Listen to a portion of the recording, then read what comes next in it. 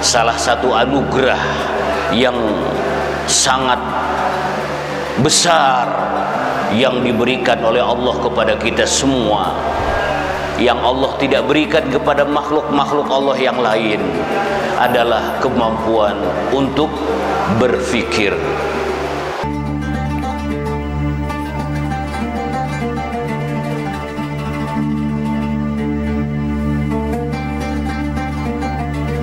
Subhanaka la ilma lana illa ma 'allamtana innaka antal alimul hakim. Rabbi shrah li sadri wa yassir li amri wahlul 'uqdatan min lisani yafqahu qawli. Rabbi zidni ilma warzuqni fahm. Alhamdulillah, kita panjatkan puji dan syukur kehadirat Allah Subhanahu wa taala bahwa pada pagi yang sangat sejuk ini, tepatnya tanggal 28 Syawal kalau tidak salah 1443 Hijriah, kita bersama-sama dapat bersilaturahim di rumah Allah yang sangat mulia ini untuk melaksanakan sholat subuh berjamaah.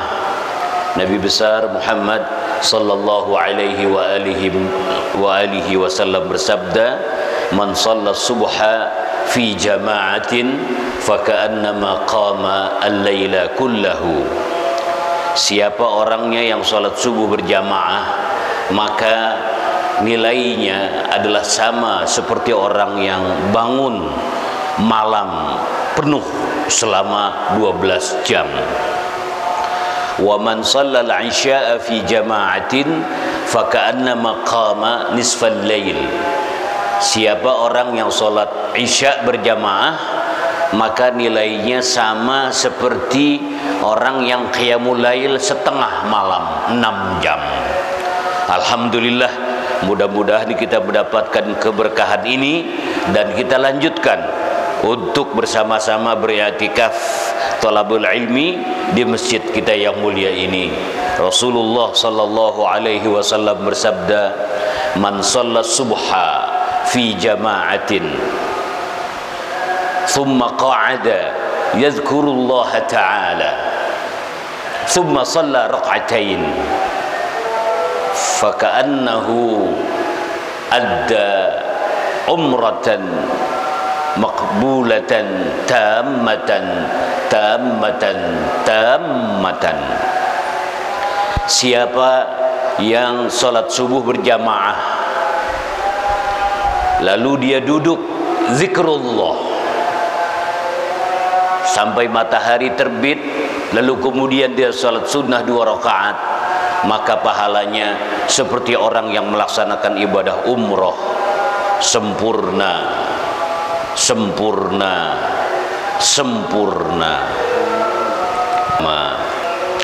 Bapak, Ibu, saudara-saudari yang sangat saya hormati, yang sangat saya muliakan, judul pengajian kita pada subuh yang penuh berkah ini adalah bagaimana cara kita mempergunakan akal pikiran.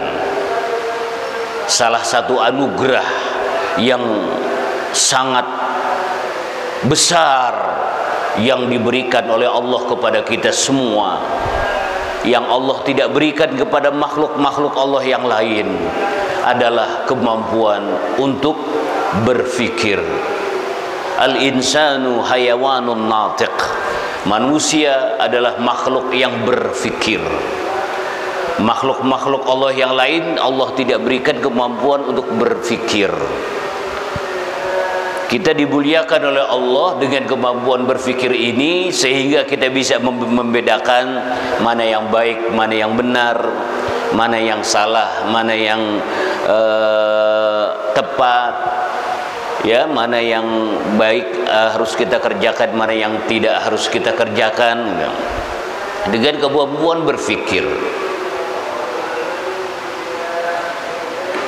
Di dalam Al-Quranul Karim, Allah Subhanahu wa ta'ala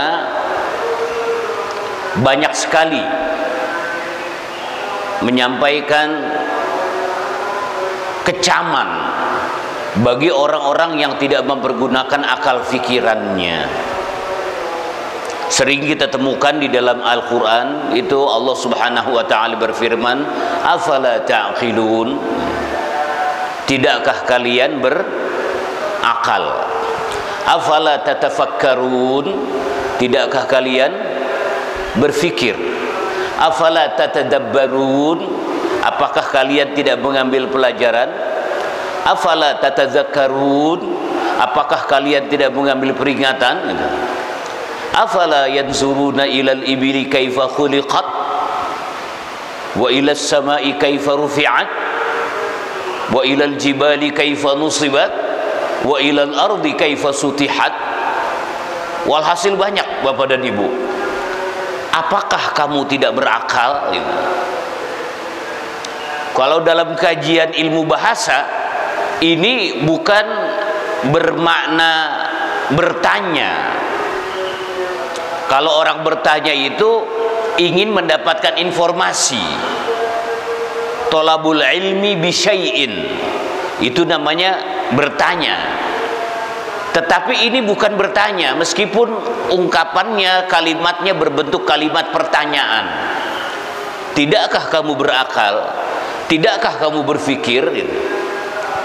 Bukan kemudian harus kita jawab tidak, iya, bukan. Tetapi ini dalam kajian ilmu bahasa, dalam kajian ilmu balaghah, ini termasuk mempunyai makna lil tahqir, untuk menghina, untuk merendahkan, untuk mengejek orang-orang yang sudah mendapatkan anugerah akal dan fikiran namun tidak dipergunakan oleh Allah Subhanahu wa ta'ala. Kalau bahasa Betawi, saudara, ada orang yang bekerja asal jadi misalkan, maka biasanya dia dimarahin oleh bosnya, oleh orang tuanya. Bagaimana ungkapan kemarahannya? Otak lu di mana? Ini bukan bertanya, saudara, ya. Otak lu di mana? Nggak pakai otak gitu.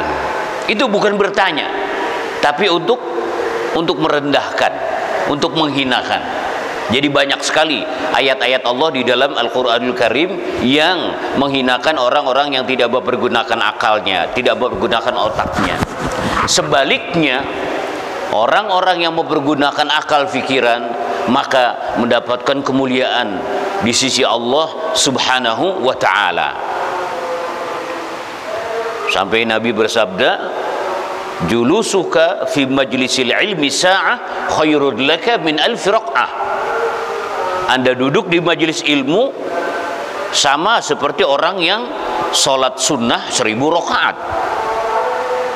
1000 rakaat, saudara. Dalam hadis lain Nabi katakan khairul laka min ibadati sanah. Lebih baik ketimbang sholat sunnah, ibadah sunnah selama 1 tahun. Dalam hadis lain Nabi bersabda khairul laka min humurin na'am.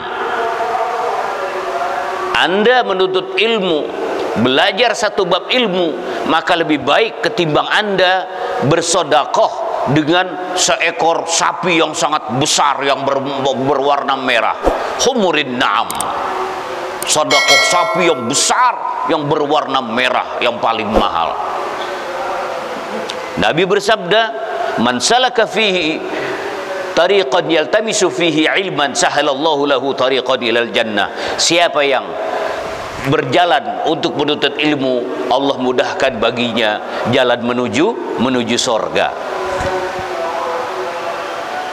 Hadis yang menyatakan mencari jalan menuju sorga buat kiai nggak ada, Bapak Ibu. Buat ustadz nggak ada. Tapi kalau buat orang yang ngaji ada. Jadi lebih untung orang yang ngaji gitu. Karena Nabi bersabda, sahalallahu lahu tariqan ilal jannah. Allah mudahkan jalan menuju sorga. Luar biasa apresiasi agama kita terhadap orang yang mempergunakan akal fikiran. Luar biasa, saudara. Bapak dan Ibu yang sangat saya hormati, yang sangat saya muliakan, saya ambil pengajian ini yaitu dari salah satu ucapan seorang ulama besar yang menjadi kebanggaan kita semua, yaitu Syekh Al-Imam Muhammad bin Umar Nawawi atau Muhammad Nawawi bin Umar Al-Jawi Al-Bantani At-Tanara Al-Indonesi, yaitu Syekh Nawawi Al-Bantani. Mukmin kali ini ya, Imam Nawawi Al-Bantani, salah seorang ulama kebanggaan Indonesia yang dimakamkan di Ma'la, satu komplek pemakaman dengan Siti Khadijah radhiyallahu taala anha, istri Rasulullah, ibunda kita semua. Dikisahkan ketika jasad beliau ingin dipindahkan, ternyata masih utuh, saudara, masih utuh jasad beliau ketika ingin dipindahkan makomnya oleh pemerintah Saudi Arabia. Beliau hidup sekitar tahun 1800-an, 1832-an lah gitu ya. Sekarang ini 2022, jadi 400 tahun yang lalu. Beliau mendapatkan julukan Sayyidu Ulama'i Ahlil Hijaz, Tuan Guru Ulama Mekah. Orang Indonesia, orang Banten, ya orang Jawa, tapi gelarnya Tuan Guru Tanah Mekah, Tanah Hijaz, Syekh Nawawi Al-Bantani. Dijuluki juga bapaknya kitab kuning, karena beliau menghasilkan karangan kitab lebih kurang 115 kitab, dan itu kitab kuning. Kitab kuning itu adalah kitab gundul yang nggak ada harokatnya, gundul. Kalau kita jangankan gundul, gondrong aja nggak bisa bacanya, saudara. Ini gundul, saudara. Syekh Nawawi Al-Bantani, salah satu kitabnya yang dikarang oleh beliau dan dipakai oleh mayoritas pesantren di seluruh Indonesia, saudara, di kawasan Asia ini, yaitu kitab yang bernama Kitab Nasaihul Ibad. Ini kitab sederhana tapi sangat bermanfaat dan dipakai oleh kalangan santri di pondok-pondok pesantren di Indonesia. Nah, salah satu kajiannya di sana yaitu beliau menyatakan tentang bagaimana hendaknya orang mempergunakan akal fikiran. Begini bunyinya, yambaghi 'alal 'aqili ayyatafakkara fi khamsati asya'a. Bagi kita yang mengaku berakal, hendaknya mempergunakan akal kita dalam 5 perkara, dalam 5 hal. Pergunakanlah akal kita untuk 5 hal ini. Anugerah Allah yang sangat mahal ini kita pergunakan untuk 5 hal. Yang pertama yaitu fikratun fi ayatillah yatawalladu minha at-tauhidu wal yaqin. Yang pertama adalah pergunakan pikiran Anda untuk merenungi ayat-ayat Allah. Kalau kita pergunakan pikiran kita untuk merenungi ayat-ayat Allah, maka akan timbul tauhid yang semakin mantap dan keyakinan yang semakin kuat kepada Allah Subhanahu wa taala. Fikratun fi ayatillah yatawalladu minha at-tauhid wal yaqin. Berfikirlah tentang ayat-ayat Allah, maka akan lahir keimanan dan keyakinan yang semakin mantap. Di dalam surat Ali Imran 190 disebutkan oleh Allah Subhanahu wa taala tentang ayat-ayat Allah. Ayat-ayat Allah baik yang bersifat kauniyah, yaitu alam semesta ini, maupun ayat-ayat Allah yang bersifat qauliyah, Al-Quranul Karim, atau ayat-ayat Allah yang bersifat anfusiyah yang ada di dalam diri kita semua. Ini hendaknya kita fikirkan, kita renungkan, dan kita telaah, sehingga ketika turun ayat 190 itu, Nabi tidak bisa tidur, Nabi gelisah, Nabi menangis karena beratnya ayat itu diturunkan oleh Allah ketika menjelang atau pada saat beliau mau sholat tahajud. Allah berfirman, Ali Imran 190, Inna fi khalqis samawati wal ard wa ikhtilafil laili wan nahar la ayatin li ulil albab.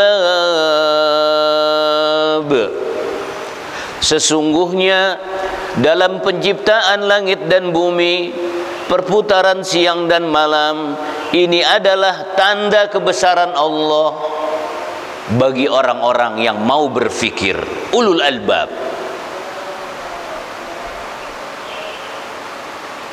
Ini ayat-ayat kauniyah. Siapa itu ulul albab?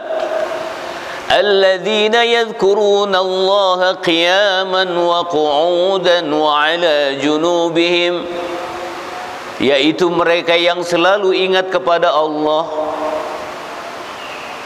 ingat pada saat mereka bertugas, pada saat mereka berdiri, pada saat mereka duduk santai, pada saat mereka beristirahat, selalu ingat kepada Allah Subhanahu wa ta'ala. Wa yatafakkarun, lalu dia merenung, dia berfikir, fi khalqis samawati wal ard, di dalam penciptaan langit dan bumi.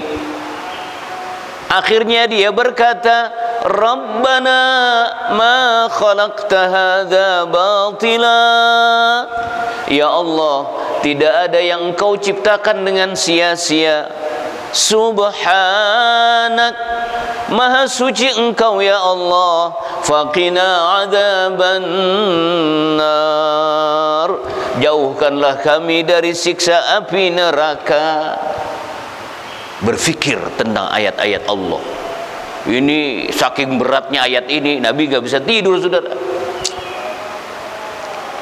Lalu ketika beliau masuk ke masjid, beliau dalam keadaan ya lusuh, menangis. Bilal nanya, kenapa ya Rasul? Yaitu dia semalam turun ayat yang Masya Allah beratnya luar biasa, yaitu Ali Imran 190. Ayat-ayat kauniyah. Belum lagi ayat-ayat qauliyah, yaitu Al-Quranul Karim. Al-Quran adalah ayat-ayat Allah, ayat qauliyah. Lalu yang ketiga, ayat-ayat anfusiyah. Apa itu ayat-ayat anfusiyah?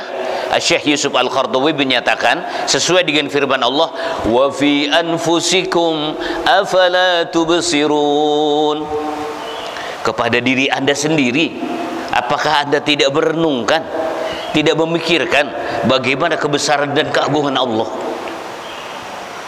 Luar biasa ciptaan Allah berupa badan tubuh kita ini, yang kalau kita kaji dari ujung rambut sampai ke ujung kaki, subhanallah, nggak selesai, saudara. Rabbana ma khalaqta hadza batila. Nah, inilah saudara, orang yang mempergunakan akal fikirannya untuk merenungi kekuasaan Allah, ayat-ayat Allah, ayat-ayat qauliyah, ayat-ayat kauniyah, ayat-ayat anfusiyah, maka yatawalladu minha at-tauhid wal yaqin. Semakin meningkat kualitas tauhidnya, semakin meningkat kualitas keimanannya. Allah memerintahkan kita jalan-jalan, maksudnya apa? Fanzuru, perhatikan ayat-ayat Allah ini. Afala yanzuruna ilal ibili kaifa khuliqat. Bagaimana unta diciptakan? dengan kelebihannya bisa hidup di padang pasir. Wa ilas sama'i kaifa rufi'at, langit bagaimana ditinggikan tanpa tiang. Wa ilal jibali kaifa nusibat, gunung ditancapkan tanpa pondasi. Wa ilal ardi kaifa sutihat, bumi dibentangkan sebegitu lebarnya oleh Allah. Fadzakir, berikanlah peringatan tentang ayat-ayat Allah ini. Sehingga kalau kita melihat yang indah-indah itu, kita dianjurkan mengucapkan Masya Allah. Masyarakat kita kadang-kadang salah ya, kalau ngelihat apa-apa, subhanallah banget gitu. Itu sebetulnya kurang tepat. Kalau ucapan subhanallah itu untuk hal-hal yang negatif. Subhanallah amma yusyrikun, maha suci Allah dari semua yang menyekutukan Allah. Subhanahu ayyakuna lahu walad, maha suci Allah mempunyai anak gitu. Subhana, maha suci dari segala kekurangan-kekurangan. Jadi subhanallah konotasinya negatif, untuk menolak yang negatif. Kalau yang positif, yang bagus-bagus, maka Masya Allah. Begitu ngeliat gunung ke puncak, Masya Allah ya. Ke pantai, Masya Allah. Cuman kita subhanallah. Ngeliat gadis cantik, Masya Allah. Bukan subhanallah banget gitu. Udah gitu pakai banget lagi saudara. Ini bagus lagi kalau lihat gadis cantik, itu Bapak bilang tadi tuh astagfirullah itu saudara. Ini yang pertama saudara, pergunakan akal fikiran untuk merenungi ayat Allah, maka akan timbul tauhid dan keyakinan yang mantap. Yang kedua, fikratun fi alaillah, pergunakanlah fikiran Anda untuk merenungi nikmat anugerah dan karunia yang Allah berikan. Nikmat Allah yang Allah berikan kepada kita.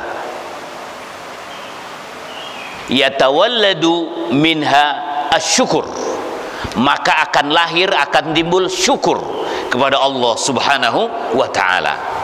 Betapa nikmat yang Allah berikan kepada kita, luar biasa tak terhingga. Baik yang kita minta maupun yang tidak kita minta. Bahkan yang tidak kita minta lebih banyak saudara ya. Baik yang zahir maupun baik yang batin. Yang zahir banyak sekali, yang batin banyak sekali.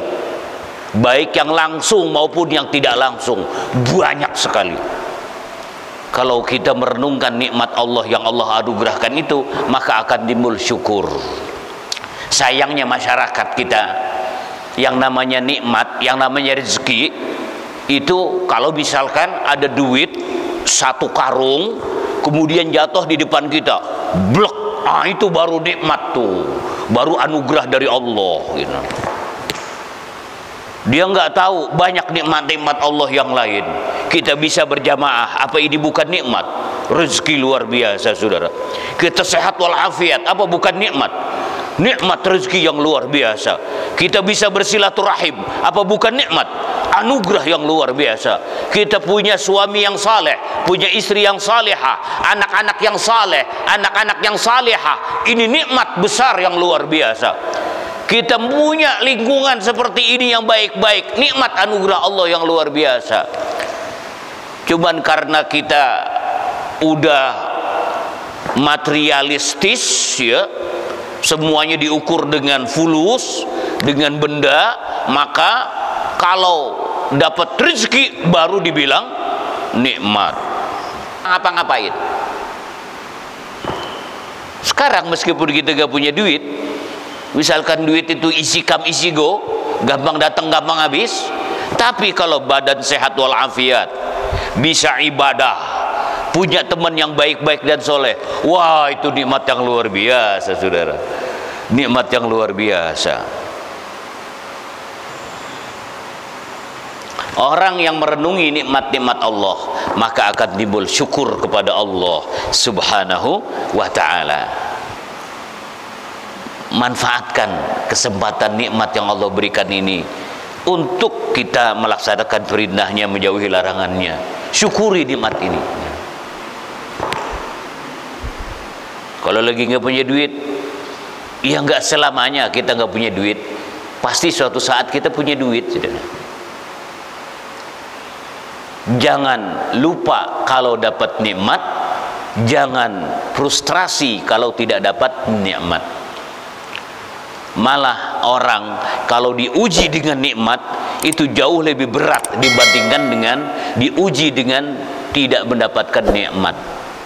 Kira-kira yang berbuat maksiat, yang berbuat kedosaan, munkarat, ini kebanyakan orang yang banyak nikmatnya atau orang yang tidak punya nikmat? Banyakan orang kaya apa orang miskin, saudara? Gampangannya begitu aja deh. Yang banyak berbuat maksiat kira-kira orang kaya apa orang miskin? Kayaknya kebanyakan orang kaya, orang yang punya nikmat, dibandingkan dengan orang yang miskin. Orang yang miskin banyak yang kuat menghadapi ujian kemiskinan. Sampai-sampai dia bilang, ya namanya juga dunia. Dunia itu surganya bagi orang kafir, nerakanya buat orang beriman gitu. Kita kebahagiaan gak cuma di sini saja, tapi ada kebahagiaan yang kita harapkan nanti di akhirat. Begitu ngelihat mobil Alphard lewat, ditunjuk Alphardnya, kagak dibawa mati gitu. Nggak dibawa mati, yang dibawa mati amal gitu. Jadi optimis kita, nggak apa-apa, hidup susah ya, kantong kosong, tapi kalau iman kuat, kita yakin ada kebahagiaan nanti, kebahagiaan di akhirat. Banyak di antara kita yang kuat kayak begini, tapi coba diuji dengan harta, diuji dengan keuntungan, dengan kenikmatan, dengan kemewahan, banyak yang oleng, saudara, banyak yang oleng, banyak yang oleng. Makanya Nabi itu, saudara, di depan rumah beliau itu ada sebuah tempat ya seukuran berapa ya, 7 kali 7 kali ya, 7 kali 5, itu agak tinggi sedikit. Kalau kita perhatiin tuh ya ke Masjid Nabawi, itu tehelnya, ubinnya agak tinggi sedikit, seukuran betis kita lah gitu. Di sebelah ini kalau Masjid Madep Sono, di sebelah sininya nih, bapak-bapak pernah merhatiin nggak tuh, pernah lihat nggak kalau lagi umroh lagi haji itu ada di sebelah sana, ukuran ya segini gitu ya. Itu namanya suffah. Suffah.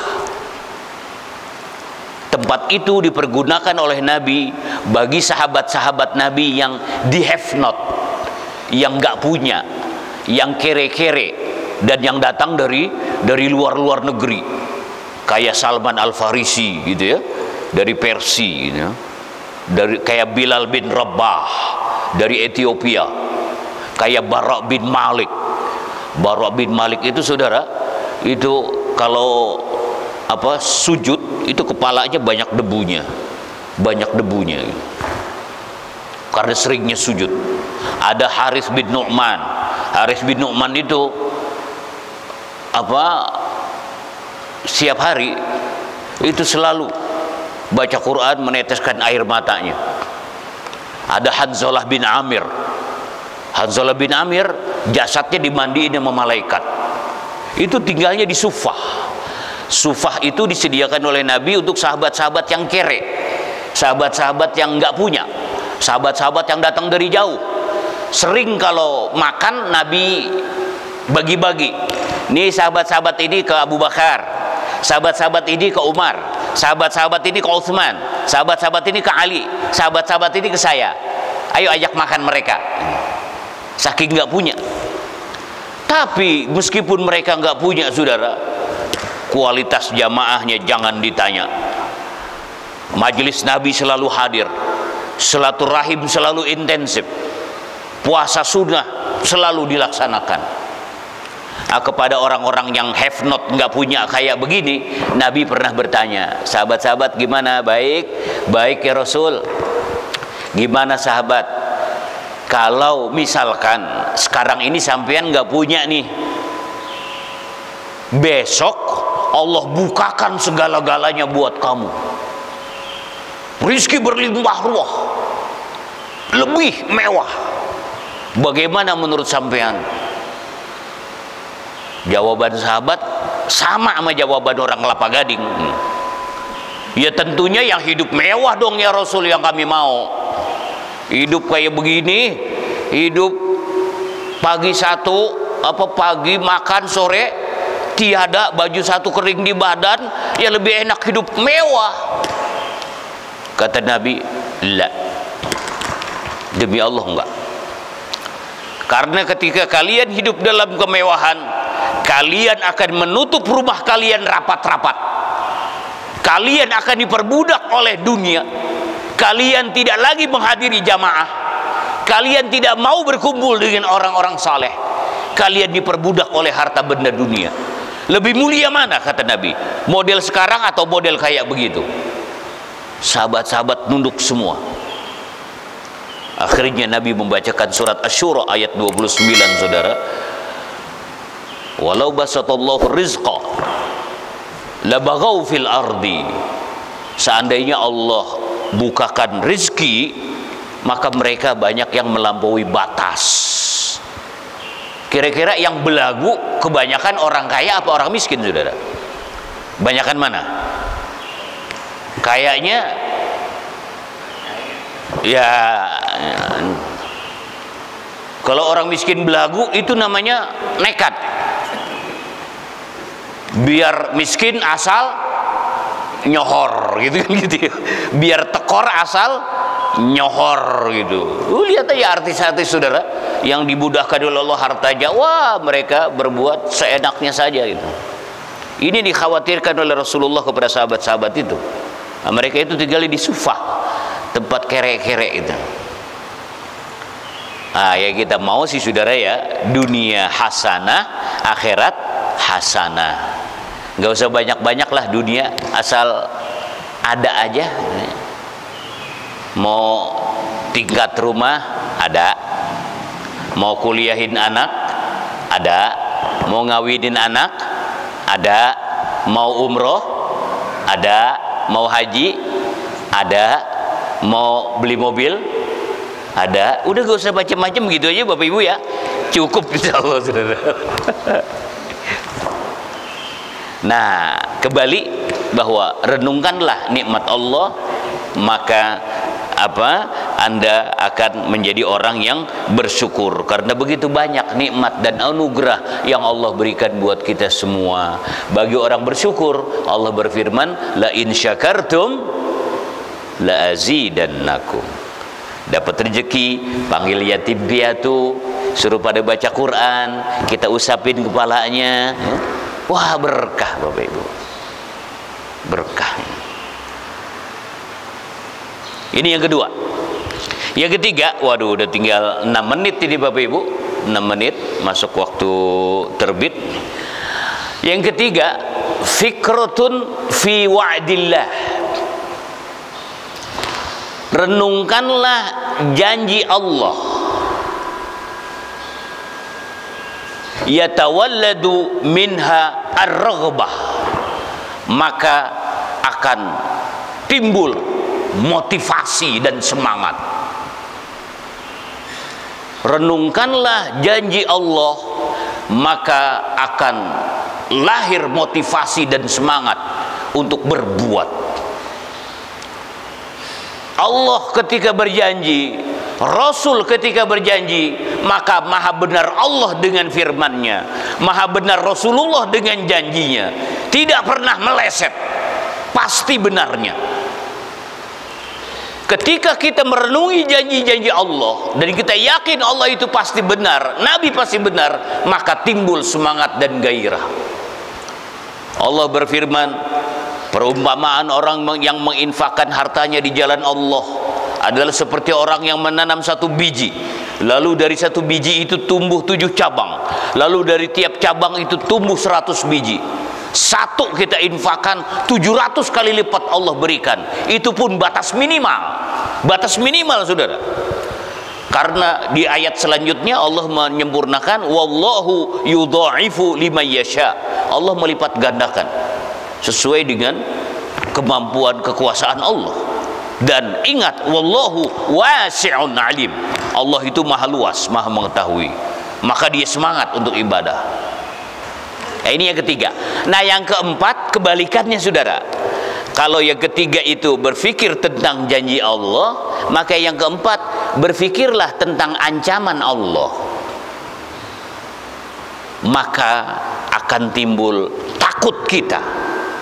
Fikratun fi wa'idillah. Fikirkanlah ancaman Allah, maka kita akan takut untuk melakukannya. Kalau kita renungkan ancaman Allah bagi orang yang berdusta, bagi orang yang maksiat, bagi orang yang korupsi, bagi orang yang fitnah, bagi orang yang hasud, kayak apa dosanya itu? Kan disebutkan oleh Allah di dalam Al-Quran, oleh hadis Nabi. Akhirnya kita nggak berani, saudara. Kalau orang sekarang karena pedomannya bukan nanti bagaimana.